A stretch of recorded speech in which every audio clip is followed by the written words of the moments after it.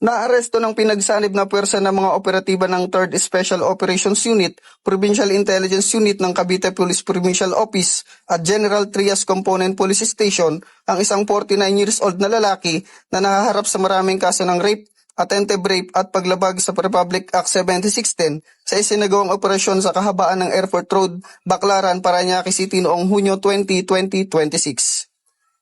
Ang nasabing suspect ay nasa top 1 most wanted person sa probinsya ng Cavite. Kinilala ang naarestong suspect na si alias Roy, residente ng General Trias, Cavite. Ang operasyon ay pinangunahan ni Police Major Edmund A. Lazaro ng 3rd SOU Headquarters bilang lead unit sa ilalim ng pangangasiwa ni Police Lieutenant Colonel John Paul A. Tobera. Isinilbi laban sa akusado ang ilang warrant of arrest na inisyu ng mga korte sa 13 Martires City, Cavite kaugnay ng mga kasong acts of lasciviousness in relation to Republic Act 7610, rape at attempted rape.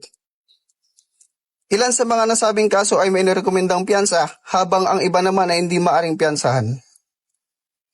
Matapos ang matagumpay na pag-aresto, ipinaalam sa suspect ang kanyang mga karapatang naayon sa Miranda Doctrine bago siya dinala sa 3rd SOU Headquarters para sa kaukulang dokumentasyon at may panglegal na proseso bago ang pagbabalik ng mga warrant sa hukuman na nagpalabas dito.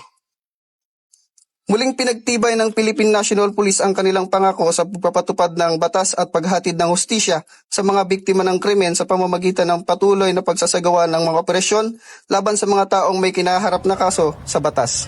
Dito sa 3rd Special Operations Unit, PNP Maritime Group, ako ang inyong PNN News Correspondent, Patrolman John Kelvin Q. Madamca, alagad ng batas na kapagtaguyod ng balitang pulis.